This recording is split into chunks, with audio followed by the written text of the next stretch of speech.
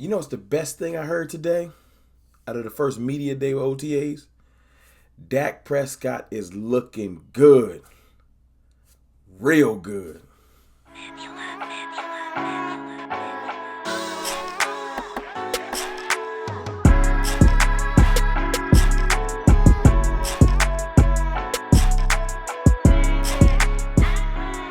What's good, people? It's your boy, Mr. Rome, Cowboys fan talk, right back like I never left. What's up with y'all, man? How y'all feeling, man? It's OTAs day. You know what I'm saying? Feeling good, man. I know y'all been watching the news like I have. Trust me, I know y'all follow the same reporters I do. John Machota, James Slater, Michael Gelkin. You know, get your real news. Real reporters. I'm leaving it at that. And a couple of others, you know, Cowboys news comes from mad different places. But what I did was kind of let everything come out so I can digest and kind of think about everything that went down. And I'm going to see if I can do this. Now, I'm going to rapid fire it. So what I'll do is, because every day of OTAs isn't media availability, I'll give y'all everything that I got today. If y'all missed something, try y'all give y'all what my thoughts are. And then over the next couple of days, we can break down more intensively as more news trickles out, etc. And we can talk about it a little bit more in depth if that's cool with y'all. First and foremost, Dak looks good, man. They're saying Dak looks good. And the biggest thing is because Dak is able to actually not rehab, but train. Work on his craft. Work on his diet. Just be in the best shape, and I know it's best shape of life season, but be in his best shape that he's been in the last couple seasons. You know, no nagging shoulder injury. He just had shoulder surgery. No ankle injury. You know what I'm saying? No calf. Literally just being able to train and focus on the season coming up. I know it's just May, but it's exciting to hear that they say his ball has zip. He's looking accurate. He's dropping dimes. And as much as you want to say, well, it's OTAs. Everybody don't drop dimes in OTAs. And reporters are going to keep it funky. If Dak was out there looking sloppy, they would love to report that. That's a better story. You know what I'm saying? Dak is looking good, especially some of the reporters that, like Clarence Hill. That's my frat brother, but he keep it a little too funky. You know what I'm saying? And I know if Dak looks sloppy, he would say so. So Dak looking good is a big deal. I'm excited about that. I am. Let me see. Who else? We'll talk about Dak, and Dak mentioned Ceedee today. They was talking to him after practice, and he said, you know, I asked, can they move Ceedee's locker closer to mine? Maybe not right next to, but like closer to where they can conversate. Because he said Ceedee's the number one. You know, and he looks forward to basically Ceedee being his number one until he retires. That's a major statement. I feel like Dak chooses his words wisely, and he says things that he means. And him saying that about Ceedee Lamb is a big deal. You don't just say that. You know what I'm saying? Speaking of Ceedee Lamb said he put on 10 pounds of muscle. He looks like it. Ceedee Lamb looking, you know what I'm saying? looking a little crazy in a good way. And he said he grew a half inch. I don't even know if that's possible. Y'all let me know in the comments if that's possible. I'll try to look it up. That if you can still grow at his age. But I ain't no doctor. I don't know if that's not possible. So I'm not going to hate on him. You know what I'm saying? I'm going to just take his word for it. That's a random thing to throw out there. But anyway, he's looking physically better. He's saying he's been ready to be a number one receiver. You know what I'm saying? He came to the league knowing he was going to be a number one receiver. I've been saying that. A lot of people have been saying that, but there's a lot of people that don't think Ceedee Lamb can be a number one receiver. And you bugging. You bugging. But you going to see. You know what I'm saying? Because the comp that y'all not talking about, who Ceedee Lamb is really going to grow into, plays in Arizona. Ceedee Lamb is about to be the next DeAndre Hopkins. That's his comp. I'm telling you. Tell me I'm wrong. Him and DeAndre Hopkins, they remind me of each other. And no, it's not because of the dreads. I'm telling you. You know, Ceedee Lamb is great at contested catches. He's great with the run after the catch. Ceedee Lamb reminds me of DeAndre Hopkins. Y'all can't tell me nothing different. You know what I'm saying? Y'all call me crazy if y'all want to. Speaking of receivers, let's talk about two of our receivers were hurt today. James Washington, who has a walking boot on, freaked me out when I saw it. Basically, they're saying that it's something minor. Tweaked it when working out. And it's a precautionary thing because they're not trying to push it in May. I've heard tendonitis floated out there from looking through what I found, but everyone is saying it's precautionary. It's nothing crazy. He didn't tear nothing or sprain anything. It's just he said it felt funny to the trainers, and they said they're gonna throw him in a boot because it ain't that serious to have you running routes in May. So I'm gonna take their word for it. We signed a veteran receiver. It's gonna tip the hand to he might be more hurt than he's leading on. So we will see. We'll see if someone like T.Y. Hilton pops up on this team. Jalen Tolbert, our third-round receiver, was on the side too. I still haven't gotten what was going on with him. I think they said something about like quad tightness or something like that, if I'm not mistaken. Y'all let me know if I'm wrong, but they had him working the cords and stuff, so he didn't get out there. And I'm kind of frustrated about that because I want to see him. I want to see him and Dak get busy. But they said Simi Fuhoku, TJ Vasher, players like that were running routes, Noah Brown, etc. So it's good. And they said Dak was out there looking good. That's all I really care about.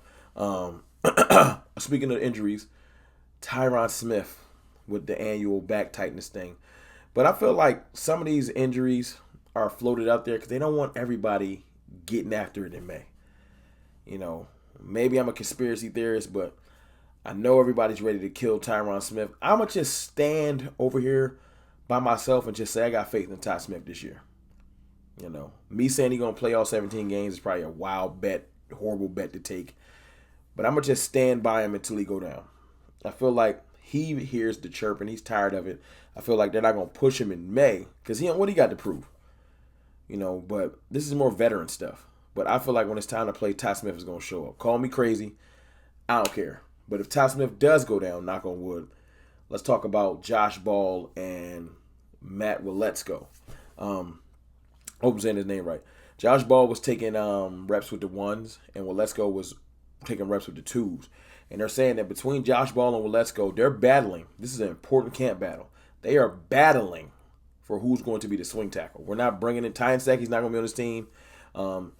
And like the other swing tackles we've had, I don't think they're going to move Terrence Steele, knock on wood. If he go down, Josh Ball and Waletzko are going to be our swing tackles, our backup tackles.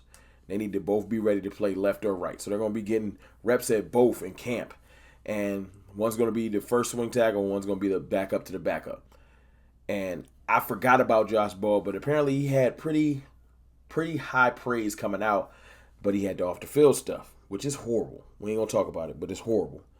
And then you got Waletzko, who's tall as the size and the arm length and everything like that. But they want to put on a little bit of weight. So, no time like the present. They're going to be trial by fire. They about to get it in. You know what I'm saying? Our first round pick, Tyler Smith, didn't start today with the ones. Connor McGovern did. Tyler Smith was backing him up because they said they like to work the rookies in slowly. I don't really care about that. I know Big Game James, shout out to my brother Big Game James, was saying that Connor McGovern's dad said he's been working his tail off. He's ready to get busy, and that's why he's with the ones. And he might come in and just play crazy. That's dope. But it might be too late. You know what I'm saying? He will be the swing guard in my mind. You know, God forbid anybody go down. He's our first man up. You know, and Connor McGovern will get his shot in this league if he just continues the ball. He will. He got a shot last year, quite didn't live up to it, and that's where Tyler Smith comes in. I can't wait to see Tyler Smith really get busy in camp, like training camp. You know, so I'm hoping that he gets some more reps against some good competition so I can kind of, you know, but it's still shorts and T-shirts, etc. Ain't nobody getting too physical. So, you know what I'm saying? Nothing to get too worked up about. Defensive wise, they said Kelvin Joseph was out there. Y'all know the story with Kelvin Joseph. I just hope that, you know, like I said, the on the field production I feel like will be there and is going to be there. But we don't know what's going on with the legal stuff, and I'm going to just leave it at that. You know what I'm saying? What else I want to cover? D-Law was talking about being the sack leader again on the team. He said he was jokingly saying that Micah showed him up. A rookie showed him up, but it wasn't real. There wasn't no beef. It was just him saying that, you know, he wants to let everybody know how he's coming. I feel like that's where the haircut change comes from. It's a visual representation of I'm coming back different than I've come in the last couple years with a new focus. You know what I'm saying? So I'm going to give him the benefit of the doubt because I got nothing but love for D-Law, and I know D-Law gets busy. So I got faith D-Law's going to come back with a vengeance, you know what I'm saying, with a new focus because he's a leader on this defense. Micah's one of the new leaders, but let's not act like D-Law isn't one of the main leaders of this defense over the last, 4 years. You know, speaking of defense, we got one great rookie sighting. Of course, we had Sam Williams or D. Williams out there doing his thing, but no flash yet. But Marquise Bell, our undrafted free agent safety, had the interception pick 6 in the 2-minute drill. You know what I'm saying? And he got praise from McCarthy, I think, and Quinn, if I'm not mistaken. But definitely high praise coming out of practice. he flashed, like completely flashed. They say that he was looking great out there. Usually, that's just a good sign. That's a good sign, man. I'm telling you. So I'm liking that because I feel like he's gonna make the team and make some noise. They say they want to move him to linebacker, but I want to keep him at safety, or at least as a hybrid. Don't try to force him to gain weight and he loses his game. Let him be at safety. Let him be dangerous. We need good safety backups. Let him make the team and be back there. That can be our 4-man safety rotation. Donovan Wilson, him, Malik Hooker, who I know is going to have a great season this year. We're going to talk about Malik Hooker more in depth. And y'all know Jerron Kearse. Y'all know how he give it up. So that's my rough camp notes from the day. Not camp, but OTA notes for the first media day. Like I said, I'm going to try to look through things a little bit more in depth and give y'all a better breakdown. This is the rapid fire.